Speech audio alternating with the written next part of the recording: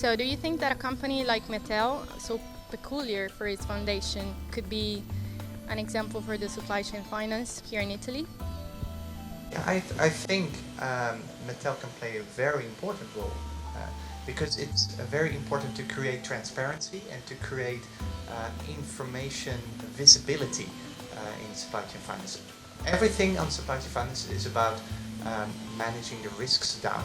And if you have information, if you have the right data to analyze the risks and therefore mitigate it, you have the perfect situation actually to create supply chain finance solutions that fit the Italian market. And I think Metel is in a perfect position to play that role. How do you see the blockchain technology in regards of the supply chain finance?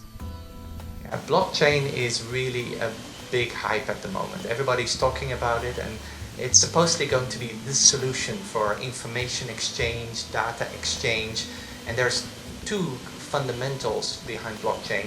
It's about authentication, it's about the source of the information, and it's about validation of information. So is the information really valid? Is it good enough? And blockchain does that from a decentralized perspective. So that means that it's not going to sit in one database anymore, but it's actually going to sit in a network of computers. And that idea of decentralized information, which therefore actually is a perfect situation for validating information, promises to create a big change in how information is managed, and therefore also how supply chain finance and logistical flows are going to be managed in the future. Have you heard that recently Bitcoin was hacked and millions got stolen? It's true that the alternative currencies like Bitcoin and all the technology behind it, it's not completely safe yet. But the blockchain technology behind it, and especially if you use it in closed networks of multiple computers, most of the world believes that that's going to be a very secure way of exchanging data. But hey, nothing is 100% secure, so there's always a risk of hacking something. Do you know that the central bank of some countries have been hacked as well, and money has disappeared?